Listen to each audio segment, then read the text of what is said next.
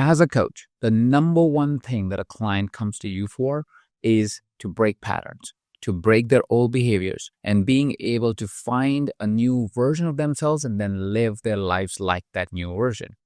If you're a coach that is wanting to create that for your clients, this video is for you. I have coached for over 10 years. I have coached entrepreneurs, I have coached athletes, and time after time, what I found is the simpler my coaching model, the faster the outcomes. The simpler my approach to working with them, the faster the outcomes. It sounds counterintuitive. It seems like we should make it more complicated because human beings are so complicated. But if you really observe human behavior, if you observe how people change and what makes people change, it really boils down to something that now I call as PEQDC. It is the 5 letters that you need to remember. And if you remember them in that order and do it with your clients, you will see change happen in a matter of 10, maybe 15 minutes. And I'm going to demonstrate that to you at the end of this video. I'm going to show you some live case studies of people I coach live so you can see this model in action. This model comes from years and years of coaching, years and years of success of not just me, but of my students who have learned my models of coaching. And this is an adaptation of a much more robust system that we have in our certified life coach program. The system I'm going to show you is a simplified, almost immediately implementable system that you can try on as I'm explaining it to you. We're going to take the model of PEQDC and break it apart so you can fully understand it, test it out for yourself, on yourself. The first step is P. P stands for patterns. We all have patterns. We are patterned individuals. We live our lives in different patterns that we've established because of our past, because of our present, because of the stories we told ourselves. What happened in the past was not the truth. Our experience of what happened in the past was the truth. What happened in the past cannot be changed. Our experience of what happened in the past can change, and we can write a new story going forward. But to do any of that, we have to first know what is our pattern. So P is the discovery of the pattern we have. We don't need to know the old story of our clients. We don't need to relate to anything like trauma or what's the background story. We just need to know what's the pattern that the client is having trouble with, what's the pattern that they're willing to change. So, for example, if somebody says, hey, I have a challenge that I find it really hard to be loved. If that is a pattern that somebody has, you want to first discover what is it that caused this pattern. Not to relive the trauma, but to understand where the story might be originating. Let's expand this example. The example of you don't feel loved. It happened because there was somebody in your life in the past that said they love you, but they didn't really express it properly, or they didn't love you the way you want to be loved. The reason why that pattern probably exists is because somewhere along the way, you made up a story that the expression of love is how that person expressed love to you, which is not how you experience love. So your way of experiencing love is completely different than how they express love. And now you have a hard time experiencing love because you think love is through gifts. The most common reason or why somebody develops a pattern is a defense mechanism.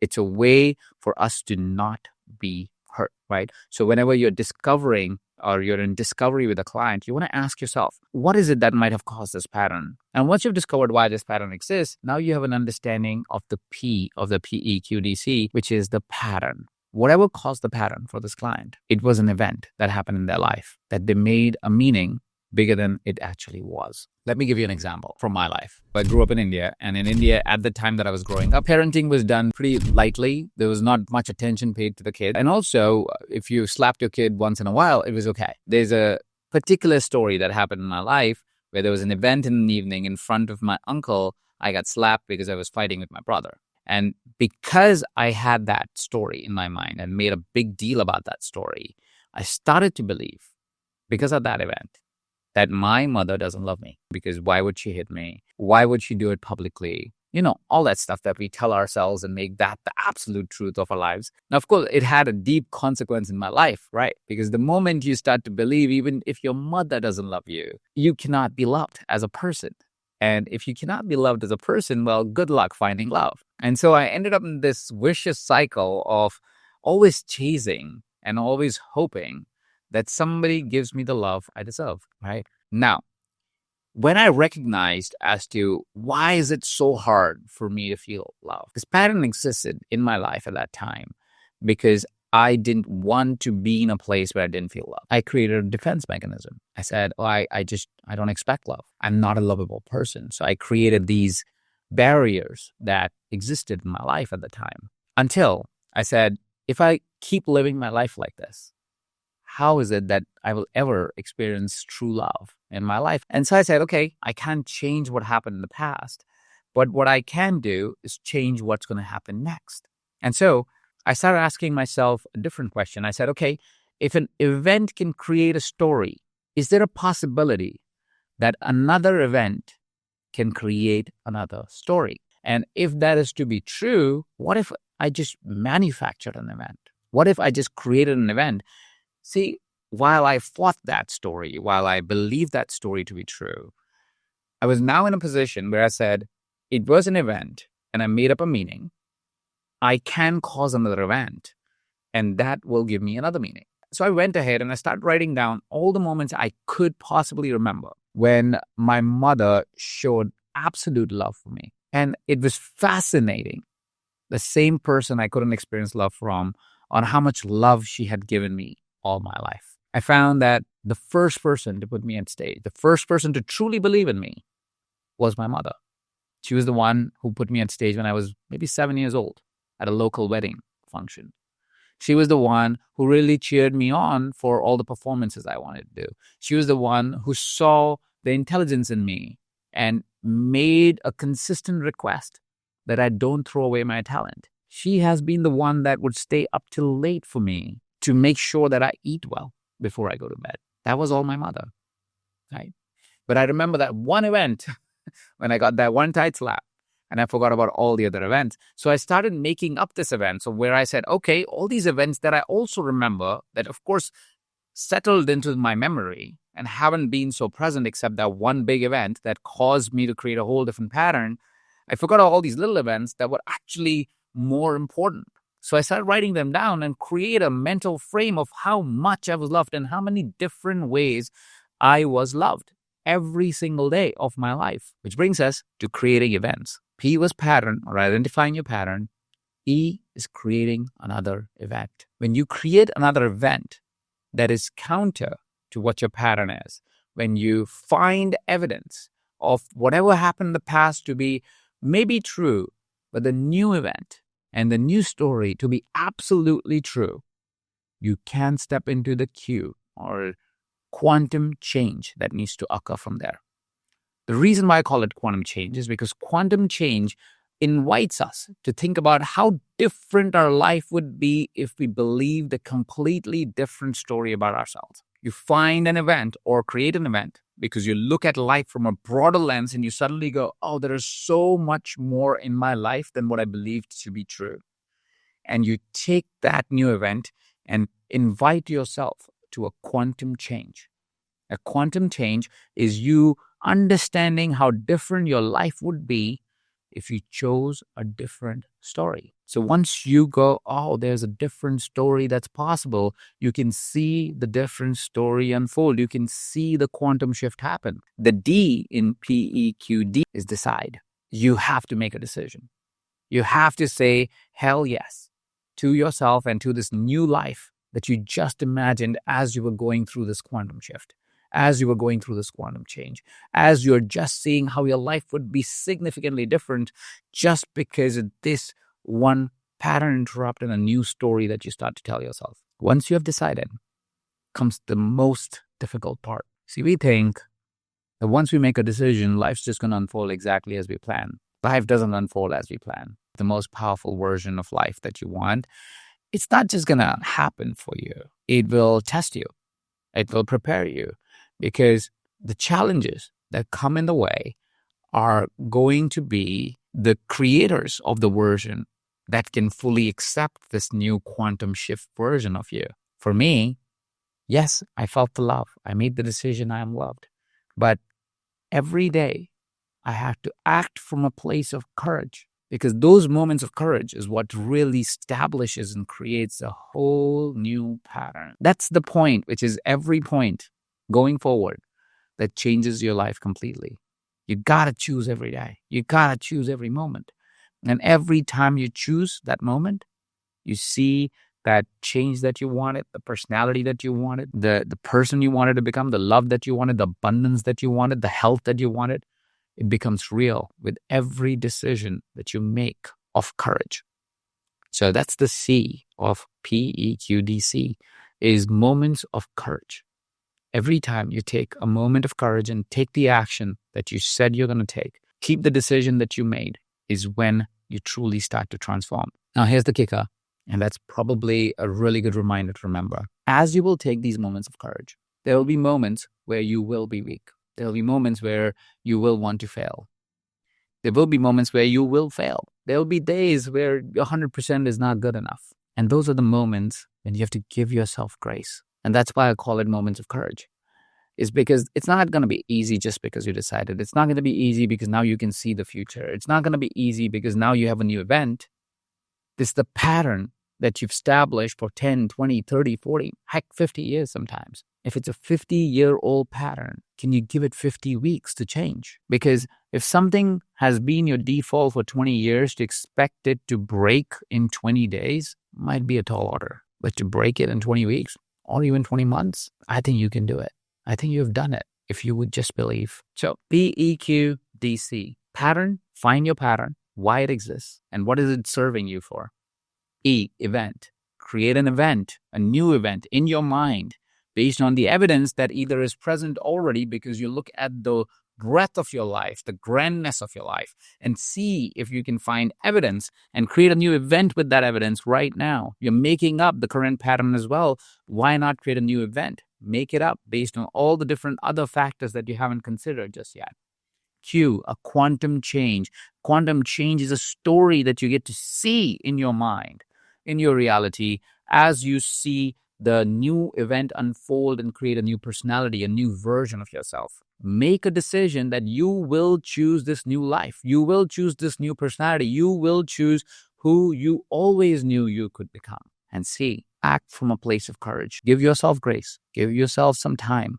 Give yourself some peace so you can work through this really difficult pattern, create a new one for yourself. Now, there's an event I was doing a couple of days ago, and I was taking people through this model.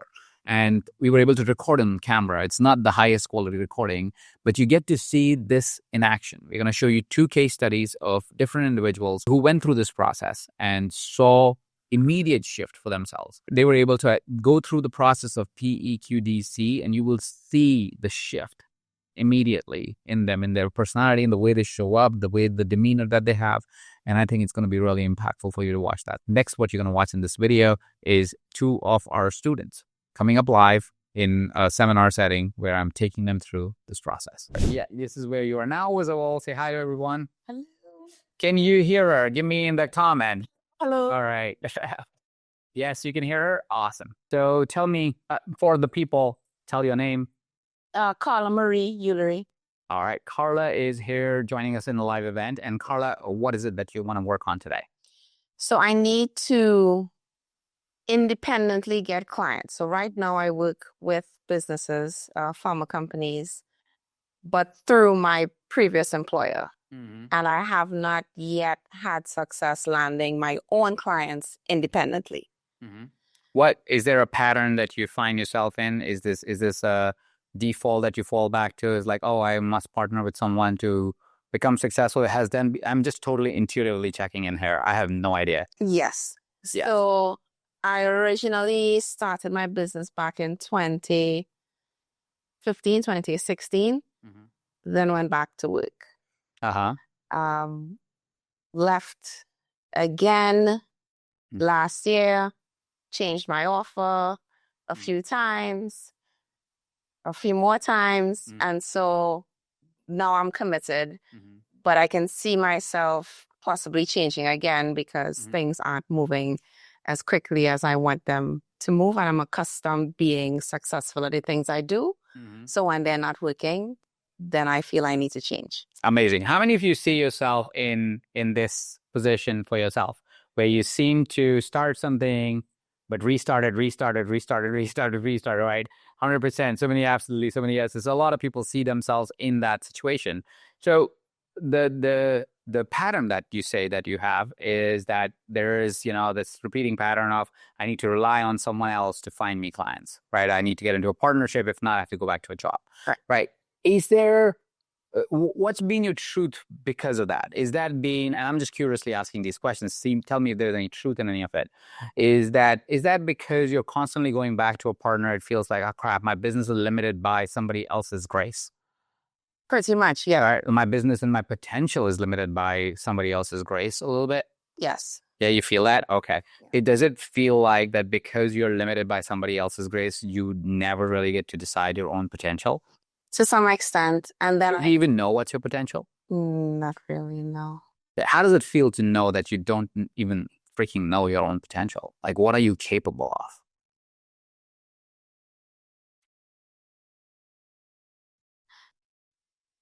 It's a bit annoying Mm-hmm. because I know my background. So I know that I can do a whole lot more than I'm doing. I just don't know why I'm not doing what I could potentially be capable of. Okay, so tell me, what are you capable of based on what you said, your background and all of it? Can you step one step forward so people can see you a little bit more, and you can turn a little bit so they can see you? Tell me. So, all right, by way of background, I have an undergraduate degree in IT, graduated with a 3.9 something, master's in finance 4.0, law degree top third of the class. Amazing. Outstanding. Top So third. great academically. Great academically. Yeah. The clients I've gotten to my previous employer have asked me by name. So I get great feedback, always deliver, over deliver. But yeah, there's something when it comes to me working for myself. I either don't take payment. I over deliver, but I undersell myself, or I negotiate against myself, or there's always something. So I know that when I'm on my own, and I've been on my own mostly in the academic setting, that I can excel and I can overform and I drive myself. But for some reason, when it comes to a professional setting, I feel I need to have a partner, be with somebody else. I'd like being an employee, but I still feel like somebody else's credibility is more than mine, even though it's surely me doing the work. Yeah. Because they don't even check in. So they don't even care. Like, they don't even care what potential you have. You're like, just send her over there. We'll get our billing. They'll pay her whatever that is. Right. So they don't see your potential. You don't see your potential, clearly, because you're not living it, right? Somewhat, right? So it's just a little bit annoying, or it's frustrating as fuck? It's frustrating. It's frustrating? It's frustrating. You don't look frustrated. Well, yeah. Is this a happy frustration? Like, haha, I'm so happy that I'm frustrated? No, it's not. But laugh or cry, right? Those are the two choices. Yeah. Those are the two choices. So are you saying you're that frustrated that you're hiding, that your soul's crying, but you're laughing so you don't have to cry? Yes, pretty much. Okay. Yeah. How does it feel in your body to be that frustrated? So I have this tension that essentially rises from my stomach and comes all the way up to my chest, and it stops right here. And it's really annoying. And I don't know. It's like I'm running into a wall all the time. Again, great feedback. Oh, she's awesome. We want her to work. No, we don't want anybody else. Send her. But still, I feel stuck. Yeah, do you feel stuck? I get that. Yeah. But how does it feel to feel the stuck? What we are really doing for you right now, or we are hoping to do for you right now, is create that event. Yeah. Make you feel how shitty it is to not be able to see somebody else not see your potential that you work for and probably made them a lot of money. But more importantly, not be able to honor your own potential.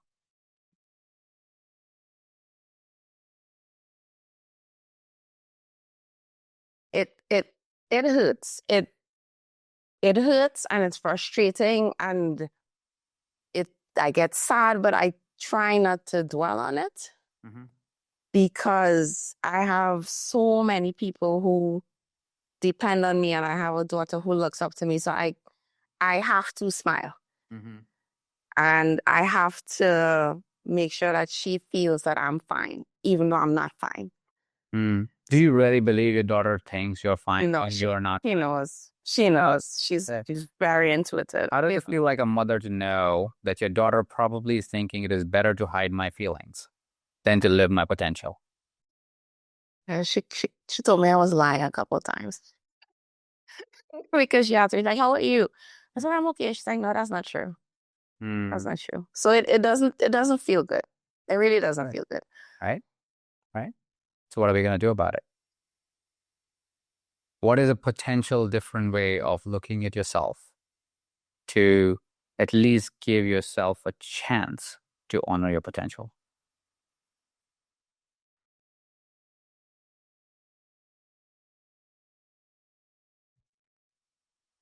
I have to see the capability that my clients see. I have to give myself, if I gave myself half of what I give them, it would make a whole lot of difference in my life. Just half of what I give to everybody. How would that look like? Giving yourself at least half of what you give to your clients. What would that story look like? How would that honor look like for yourself?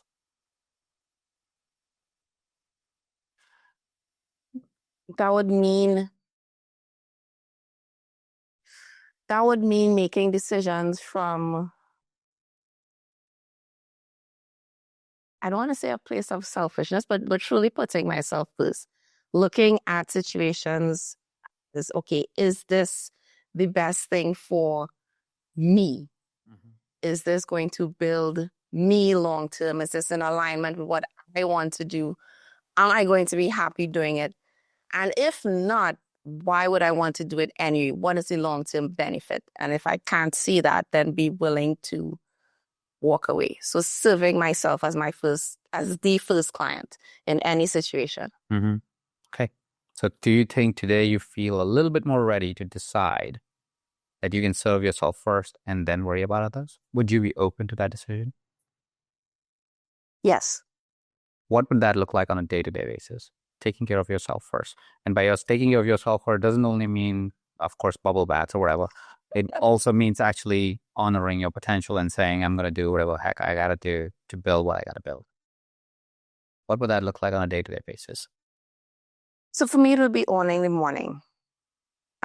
Because I clearly have a billionaire pattern, but not the billionaire bank account. Because I'm the person who gets up at 3:34 and I'm ready to go. And then something happens. And I don't know what the something is. And then it's 7 o'clock and the entire house is up. And I now no longer have time. So it's really sticking to you spoke about a 6-month schedule. I have a 6-month schedule. I have, stuff laid out. It's now committing to doing it no matter what every day and then giving myself space, but not too much space. If one day I don't make it, that I'm not beating up on myself, that I'm saying, okay, we didn't get it today, but what can we do now for the rest of the day? What can we do to prepare ourselves better for tomorrow? That's what that looks like. But for me, it has to happen in the morning because my day, once anybody else is up, that's my day. My day is done. And then I'm running after everybody else's situation, whether it's client or parent or child or husband. It's always somebody else. So 3:30 to 6:30, that's what you got to own. Yeah? Yes. Roughly. Yeah? Yes. Cool. Awesome. Amazing. So we went through your pattern. You actually tried to create a demand. I don't know if it was strong enough, but hopefully you really felt it in your body. I did. That you chose a quantum change and you made a decision and you also now know what moment of courage you need. You need to wake up at 3:30 and not fall for the trap. Not reply to emails, but honor what you need to honor first. How do you know I was replying to emails? I know you. I know everyone, and everybody knows this. I'm kidding, but you need to honor that instead of honoring other people, because when you reply to emails first thing in the morning means you live on somebody else's agenda. Yes. You're honoring somebody else's schedule, not yours. Yes. Right? How does that feel? It feels good. Feels good? It feels good. Would you find your group here and have them help you live these moments of courage? They will. They will. Awesome. Amazing. Give it up for her coming up here. Thank you. All right, cool. All right, Iris, why don't you go ahead and tell what you wrote here, and then we'll work with that. Okay, so I've struggled with Look there. oh, Yep. I struggled with the typical not being good enough. I've done a lot of work, 15 years of therapy, just talking about my shit for 15 years and walking away and not ever having actually had a solution. So I've learned though that my relationship with my mom had resulted in a certain, now I know that I had limiting beliefs that has really impacted the choices that I've made in my life, and as a result having had a lot of hurt. I think the one biggest hurt is my ex-husband, who I ended up with a narcissist. And anyways, and so I've been doing a lot of work to work on myself. I'm very much like some of the people here, very successful in school and in profession, but personally, I'm a total wreck. And I think I made a lot of progress to do the self talk like I am good enough and be confident. But I still have, like right now, as I think about it, I still have a visceral um, feeling of it still holding me back on certain things. So I want to challenge you to. You're supposed to get challenged yourself. Okay, I want you to challenge. You are challenging me. Am I good enough? It's because I don't feel good enough. I must make you feel not good enough. So I was listening to your story about giving yourself time to get over your old story. And so you gave yourself 36 months. I've been living with this for 55 years. I'm 60. I just turned 60 this year. And so, but I've been working on it since I was maybe 35. Okay. Beautiful. Beautiful. And what the pattern is not feeling good enough.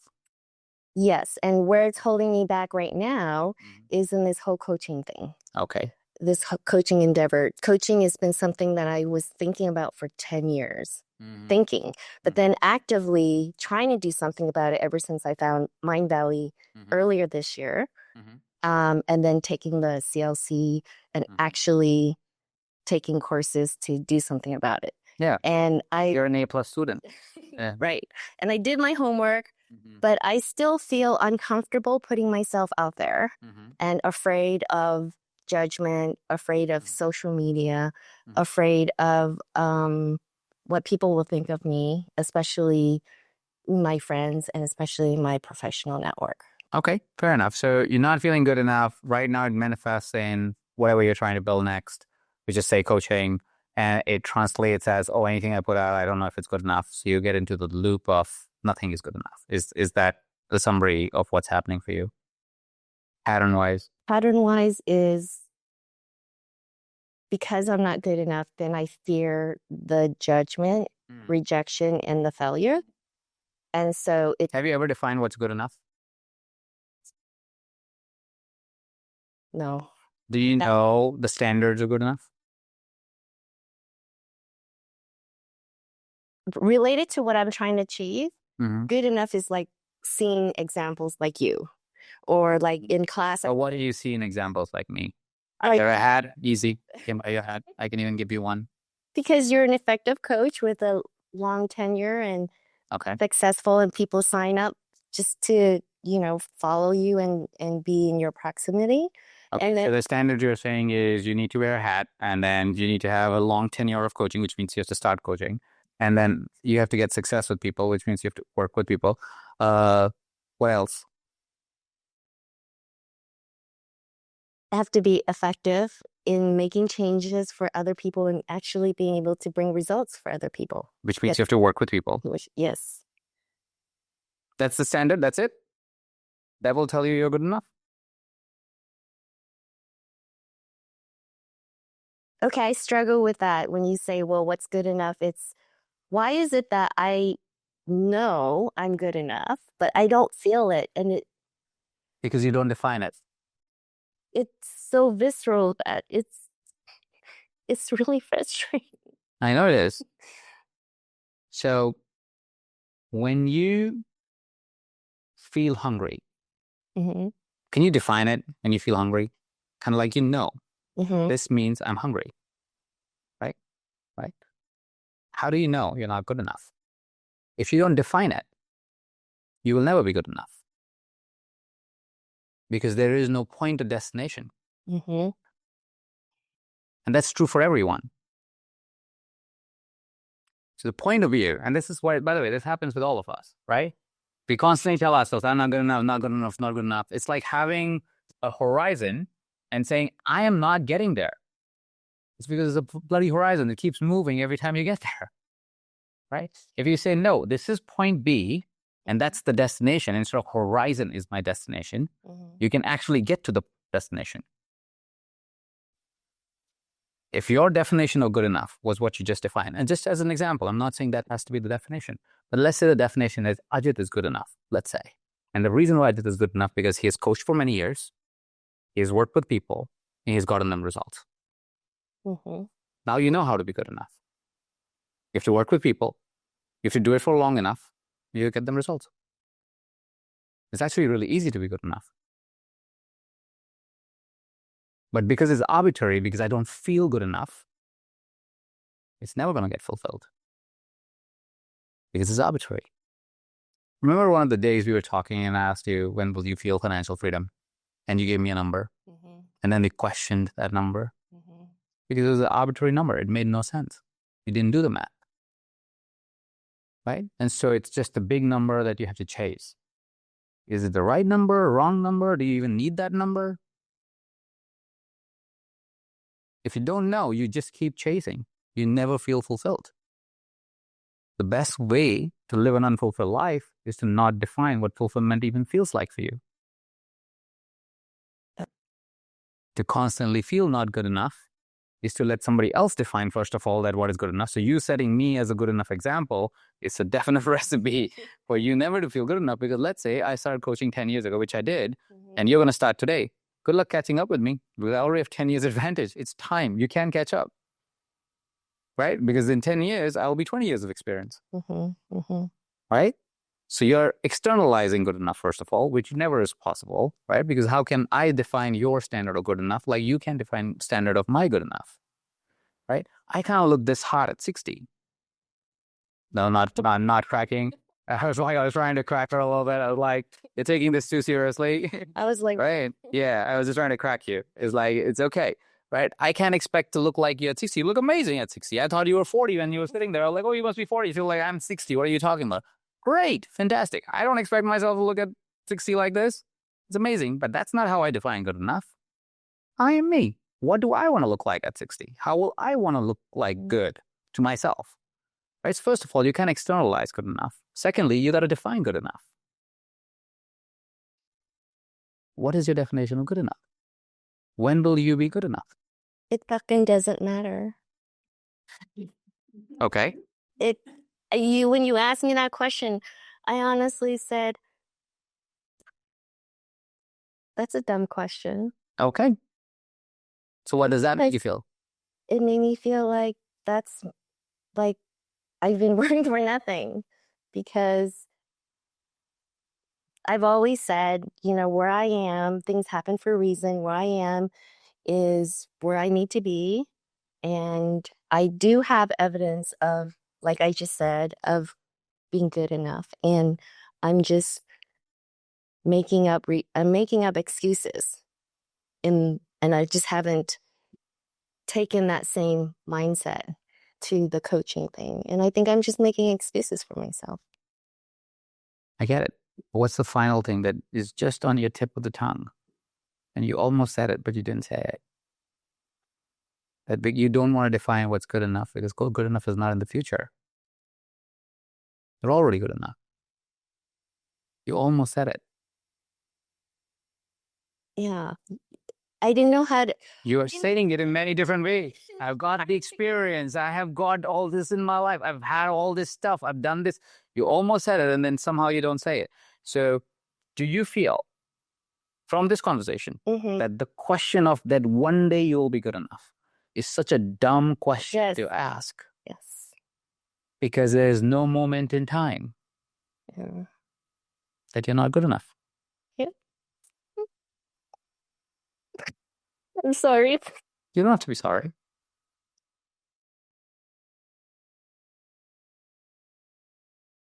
Okay.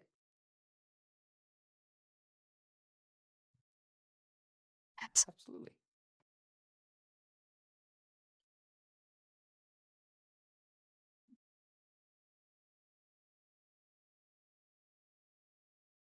Oh gosh, what the hell happened? A quantum shift. Quantum changes happen.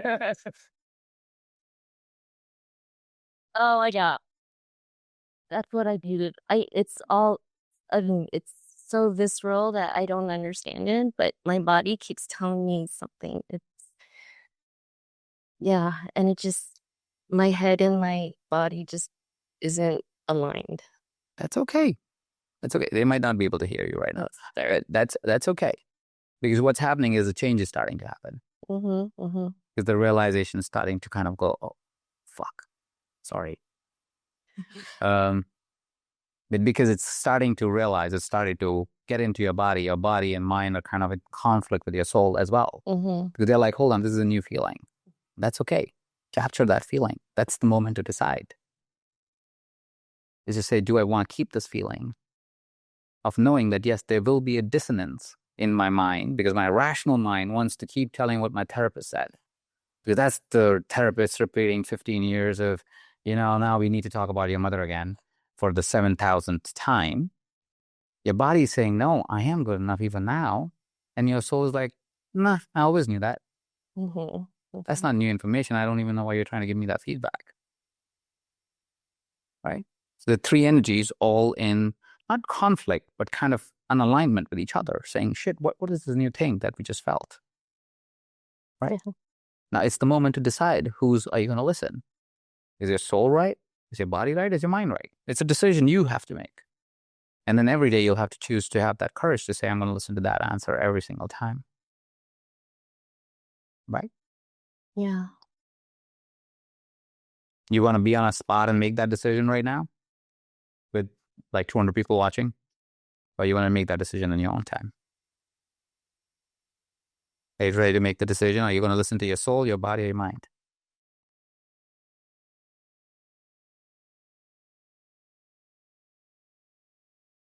My soul says I'm good enough. I'm Are you perfect. willing to make that decision? I am. You're willing to make that decision, Yeah. not just because I'm asking, but actually I'm making that decision. No, because Because these people know you. Like those people online might not know you, but these people definitely know you.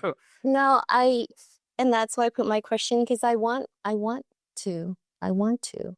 Okay. I want to change. I want to let it go. I want to reinvent, the next 40 years of my life. Beautiful. And Beautiful. that's what I've been on a mission for this year. All right. So the courage starts today. Yes. How you walk, how you operate, how you talk to people. The decision is made. It's all about courage. And know that it's been 40, 50, whatever number of years that you have told yourself or your mind has told yourself the bullshit that's not true, Mm-hmm. which your soul has always known. So be okay on days. Give yourself grace on days where you wake up and you go, fuck, I'm not good enough. Be like, all right, my soul's got me. I'll hold myself. I'll get myself through hell, but I'll come back out of it. I'll be back in the place where my soul will actually tell me the truth. And I know it sits with me at all times. Would you be open to that? Yes. Would you be open to having your friends hold you accountable to it? Yes. They will hold me. Amazing. Thank you so much, Iris. If you enjoyed this video, if you found PEQDC valuable for yourself, I invite you to take a deeper dive with me and my co-founder, Vishen Lakiani, into our program called Certified Life Coach. The certification is currently enrolling. I'd love for you to go below this video, click on the link, and see our online training where we talk all about the program, we give you all the details, and see if it is for you. I think if you want to change your life, if you want to transform your career, if you want to become a life coach, that would be a really important training to watch. Go ahead, check out the video, the link's below, and I'll see you around.